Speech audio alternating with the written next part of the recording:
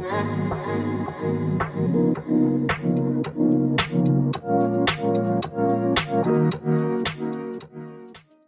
everyone, and welcome back to Love Logged In. I'm Ben. And I'm Sophie. So glad you're joining us today. Yeah, it's always good to be here, diving into some of those juicy relationship dilemmas we find over on Reddit, you know?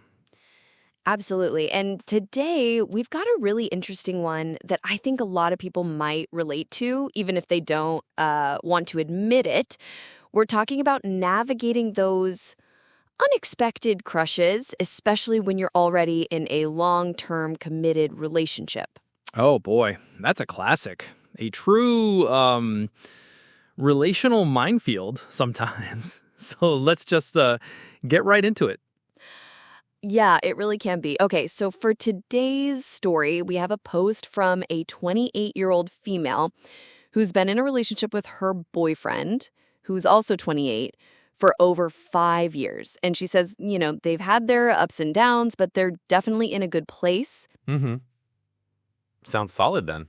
Yeah, sounds pretty stable, right? But here's the kicker.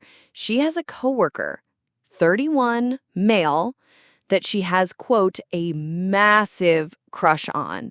And she describes him as good-looking and funny, and that he's lived a very interesting life. Oh boy, interesting life, huh? That's always a compelling detail in these situations. Exactly. And she actually mentions that she has some issues with her boyfriend's lifestyle choices, like he's not very adventurous and his main goal is stability and routine. So you can kind of see the contrast there, right? Yeah, it's pretty stark.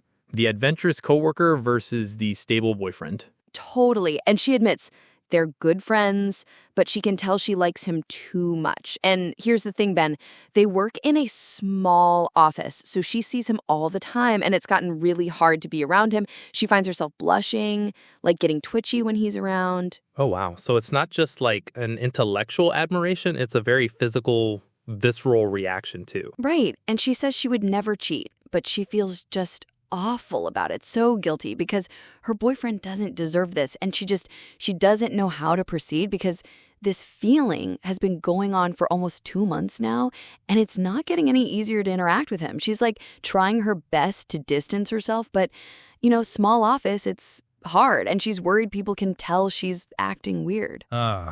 Wow. That's such a classic scenario, isn't it? Like, you hear about this all the time, even when people are in, what they describe as a really good, stable relationship. Crushes still happen. Yeah, right? Like, it's not a sign that your relationship is automatically doomed or anything, but it's definitely something you have to grapple with, especially when you're, like, seeing the person every day. Totally. And I keep coming back to her description of this coworker. Adventurous, interesting life, that really pops out, especially when she contrasts it with her boyfriend's stability and routine. It's like, is she just drawn to the opposite of what she has right now? That's what I was thinking. It's almost like she's subconsciously seeking out what she feels is missing. Like the boyfriend is great, he's stable, he's good, she loves him, but maybe that adventurous spark, that novelty isn't quite there for her anymore. So then the question becomes, is this crush a symptom of a deeper unmet need in her current relationship? Or is it just like a natural human experience? Because let's be honest, we're attracted to other people sometimes, even if we're committed. It's how you deal with that attraction that matters. Exactly. I mean, it's not like the crush is the problem itself, right? It's the feeling she's having and then how she decides to respond to it. And the fact that she's feeling this much guilt, that really says something about her character, I think. She clearly cares about her boyfriend. Oh, definitely. The guilt is, I think, a really strong indicator that she values her relationship and her commitment. But it also highlights just how intense these feelings are for her. If they're causing this much internal turmoil, 2 months of this, constantly blushing and twitchy, that's a lot to deal with. Yeah, and it's not just a fleeting thing, right? This isn't just, oh, that person's attractive. This is, I have a debilitating crush, I'm acting weird, and I can't stop it. So it's more than just a passing thought. It feels like something a little deeper for her. You know what, Sophie? You hit on something earlier about her boyfriend's lifestyle choices. how she described them as not very adventurous and his main goal as stability/routine. And then the coworker is described as having lived a very interesting life. It feels like this is a pretty big part of the puzzle here. Oh, absolutely. It's almost like she's got these two sides pulling at her, right?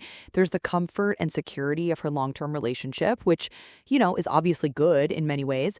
But then there's this yearning maybe for something a bit more stimulating, a bit more unpredictable.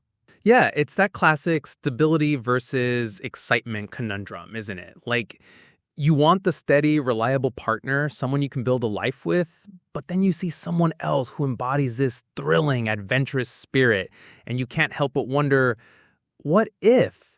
Totally. And I think it's important to remember that it's not necessarily about one being better than the other or that her boyfriend is lacking. It's just that her needs might be evolving. She's 28, 5+ years into a relationship. Maybe she's starting to realize that routine, while safe, isn't totally fulfilling her desire for new experiences. So is this crush then a symptom of an unmet need for that excitement? Is it her subconscious screaming, hey, I need more adventure in my life, and this guy represents that? Because if that's the case, it's not just about the coworker, it's about what she's truly looking for in her own life and perhaps in her primary relationship.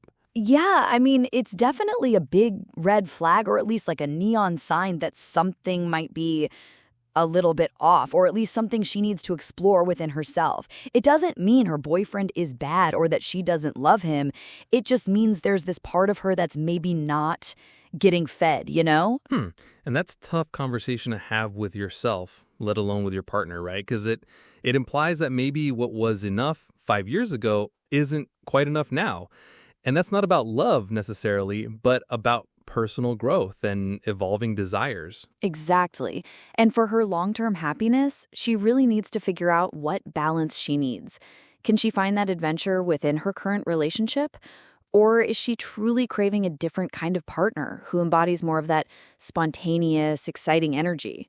It's a big question. Okay, so we've talked about why this might be happening. Now, the big question is, what does she do? Especially with this guy being a coworker in a small office. That's a tough one. Oh, it is. She said she's trying her best to distance herself, but it's hard and she worries people can tell she's acting weird. So first things first, she needs to double down on the professional distance. Really make an effort. Yeah, it's not about being rude, right? It's about being strictly professional. Keep interactions to work-related topics. No lingering conversations. No unnecessary chit-chat. Just in and out. Exactly.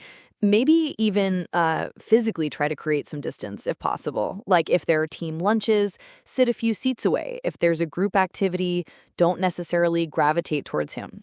It sounds simple, but it can help break the pattern. And internally, too, she needs to keep reminding herself, this is my coworker. This is a professional relationship. It's almost like a mantra to stop those thoughts from veering off into crush territory. Yeah, and I think simultaneously, she needs to really sit down with herself and do some deep, honest self-reflection. She feels really bad because her boyfriend doesn't deserve this, which absolutely he doesn't. But this isn't just about the coworker anymore, is it? No, it's not. It's about what this crush is telling her about her needs.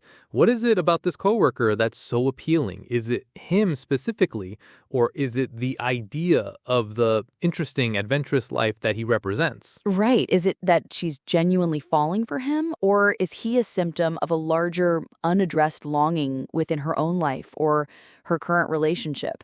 She needs to dissect that. What does she truly seek? And if it is about those unmet needs for adventure or excitement, then that's where the real work begins. And honestly, it doesn't necessarily mean the end of her current relationship. It means a conversation needs to happen. A conversation, yes, but not about the crush. Not, hey, I have this debilitating crush on my coworker. No. It's about, honey, I've been doing some thinking, and I've realized I'm really craving more spontaneity, more adventure in my life. How can we explore that together? Exactly. Frame it as us, as evolving needs within the relationship. Maybe they can plan more adventurous trips, try new hobbies, shake up their routine. It's an opportunity to grow together, potentially, rather than letting this crush fester and cause damage. Yeah, because if she just ignores these feelings or just tries to push the coworker away without addressing the root cause, another crush is just gonna pop up eventually, right? It's like whack-a-mole with unmet needs. She needs to address what's truly missing. Yeah, definitely. So I guess in summary, what we're really saying here is that a crush, even a really intense one, doesn't necessarily mean your relationship is over. No, it really doesn't. It's more often like a signal, a little flashing light saying, hey, pay attention. There might be something here you need to explore about yourself or your relationship. Right. It can totally be a catalyst for self-discovery. And honestly, for those really honest conversations you should be having with your partner anyway, about what you need and what you're craving. Yeah, absolutely. And while these crushes can feel incredibly unsettling, especially when you're in a happy, committed relationship, the crucial part is always how you choose to act or not act on them. That's where your personal integrity comes in, and the health of your relationship. It's not about never feeling anything for anyone else. It's about what you do with those feelings. Exactly. It's a moment to pause and reflect and hopefully strengthen what you already have or at least understand what truly needs to change. Well, that's all the time we have for today, unfortunately, on Love Logged In. Yeah, thank you so much, everyone, for tuning in to another episode with us.